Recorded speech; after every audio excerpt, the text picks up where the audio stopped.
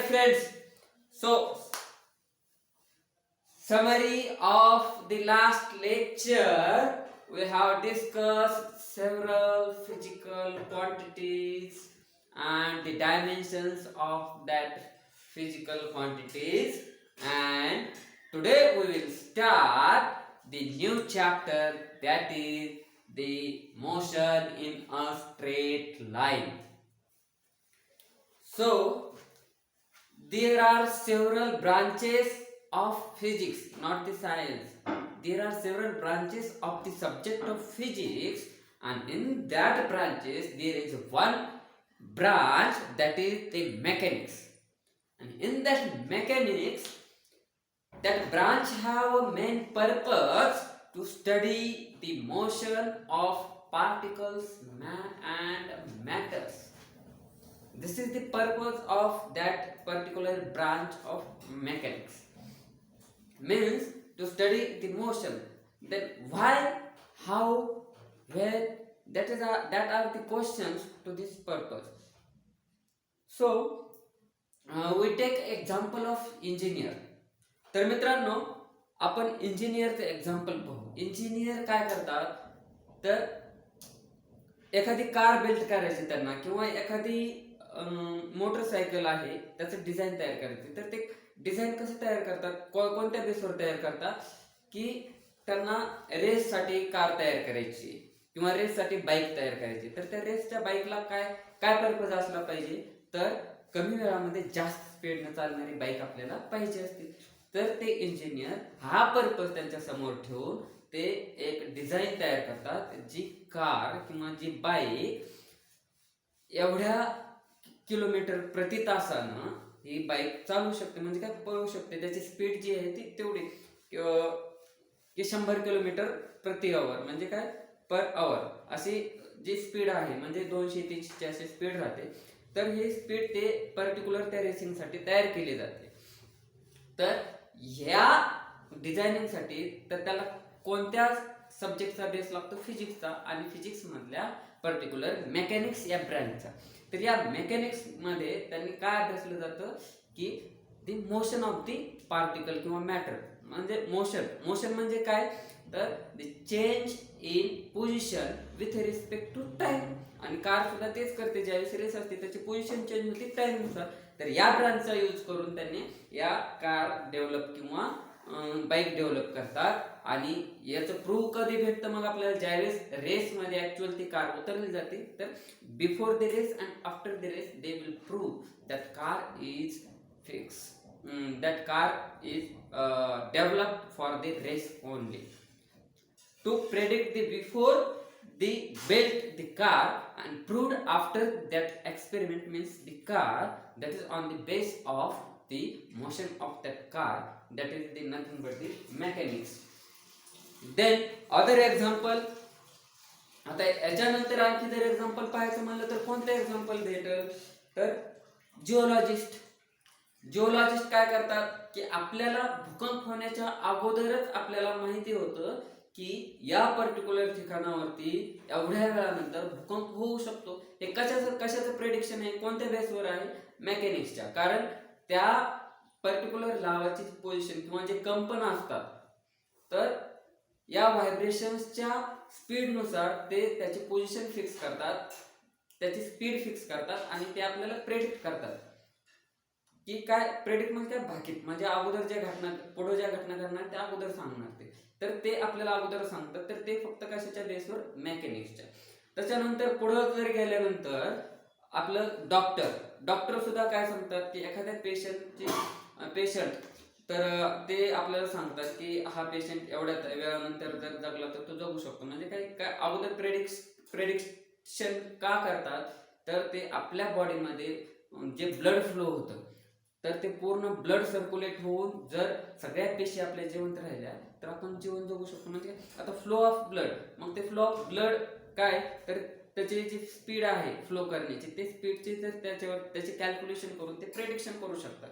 तर या सगळ्या गोष्टी ज्या आहेत. त्याच्यानंतर आणखी काय, आपले एरोस्पेसचे जे रिसर्च आहे, तर ते आता आपल्याला प्रत्येक वेळेस, बऱ्याच वेळेस आपल्याला सांगितलं जातं की दुसऱ्या ग्रहाचा तुकडा तुटून आपल्या पृथ्वीच्या दिशेने येतोय. म्हणजे हे सुद्धा कशाचे एक्झाम्पल आहे तर मेकॅनिक्सचे. असे बरेचसे एक्झाम्पल आहे जे आपण रोजच्या जीवनामध्ये पाहत असतो. आणखी याच्यापेक्षा जर फॅमिलियर उदाहरण द्यायचंच म्हटलं तर आपले गेस्ट, आपल्याकडे पाहुणे येणार आहेत, तर पाहुणे येत असताना जर नवीन पाहुणा असला तर आपण त्यांना प्रत्येक म्हणजे टाइम टू टाइम आपण त्यांना कॉल करत असतो की तुम्ही कुठपर्यंत आलात, तर ते सांगतात की आम्ही या गावापर्यंत आलो. तर आपण त्यावेळेस प्रेडिक्शन कसे बांधतो की ते पुढच्या 1.5 तासामध्ये आपल्या घरी पोहोचणार आहेत. का तर आपल्याला आपल्या गावापासूनचं आणि त्या गावापासूनचं डिस्टन्स माहिती असतं, डिफरन्स माहिती असतो. तर त्या डिस्टन्सच्या याच्यानुसार आणि गाडीच्या वेगानुसार आपण कॅल्क्युलेशन करून सांगतो की ते एवढ्या वेळामध्ये आपल्या इथे येणार. तर हे आपले एकदम फॅमिलियर एक्झाम्पल आहे आणि हे एक्झाम्पल सुद्धा कशाचं उदाहरण आहे, मेकॅनिक्सचं. तर मेकॅनिक्स मध्ये मग आपण काय करणार आहे, the study of motion of macroscopic bodies. Macroscopic म्हणजे डोळ्यांना दिसणार. तर if this study of the motion of macroscopic bodies, we will study the motion of that particular bodies, particles, matters in this mechanics. And motion is nothing but the change in position with respect to time, that is the speed or velocity. We will study in this branch and the motion we will know. So mechanics, this branch is have two types. The first is statics and second is the dynamics. So what is mean by statics? Statics मध्ये आपण कशाचा अभ्यास केला जातो, तर समजा एखादा particle आहे किंवा मॅटर आहे, ते ऍट द रेस्ट पोझिशन आहे. रेस्ट पोझिशन आहे पण त्याच्यावरती फोर्स अप्लाय करते. तर या पर्टिक्युलर एक्झाम्पल्सचा अभ्यास आपण स्टॅटिक्स मध्ये करतो. आणि जी बॉडी किंवा जो particle matter they are in the motion आणि that is nothing but the dynamics. म्हणजे त्या मोशनचा ज्याच्यामध्ये अभ्यास केला जातो त्याला काय म्हणायचं, dynamics. And dynamics is divided in two parts, that is one is the kinematics and second is the dynamics. So what we will study in the kinematics? Geometrical description of motion of bodies. म्हणजेच काय मित्रांनो, geometrical description of motion of bodies म्हणजे काय, तर एखाद्या पार्टिकलचं किंवा एखाद्या मॅटरची position, velocity म्हणजे काय, स्पीड पण आपण कन्सिडर करू शकतो, दोन्ही वेगळे पण आपण तोपर्यंत कन्सिडर करू. पोझिशन, व्हेलॉसिटी, स्पीड, ऍक्सेलरेशन,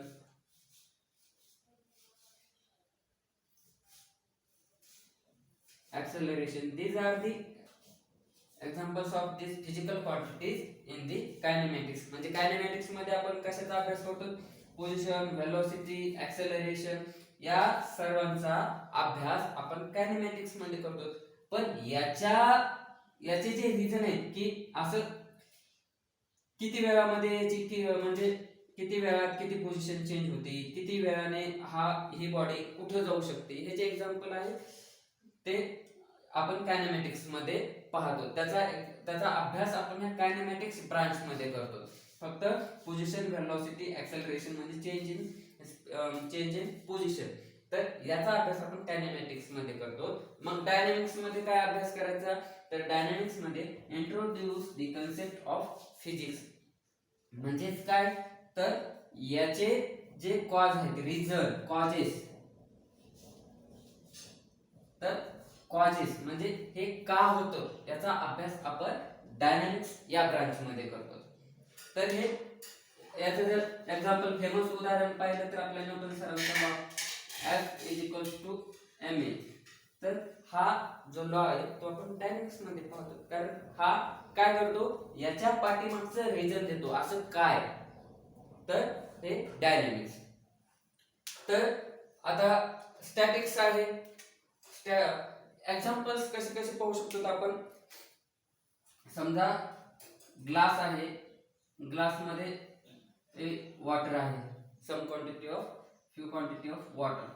तर आता याच्यामध्ये वॉटर आहे पण ते आता फ्लो होते का, म्हणजे वाहते का ते पाणी, नाही वाहत. कारण आपण काय केलं, त्याला रेस्ट्रिक्शन दिलेले आहेत. दोन्ही साईडने आपण त्याला काय केलेलं आहे, वॉल आहेत ग्लासच्या, आणि ते आपल्या जे पर्टिक्युलर सबस्टन्स आहे हा याला बाहेर जाऊ देत नाही.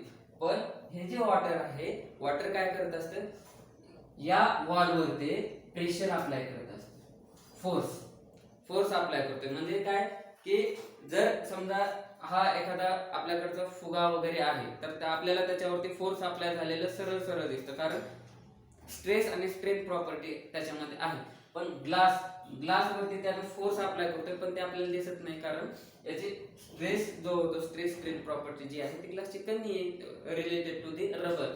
तर हे आपल्याला इथं आपण ऑब्झर्व करू शकत नाही, पण this substance will apply the force on the walls of the glass. म्हणजे काय, it is at the rest position but it applies the force, and this is the example of statics.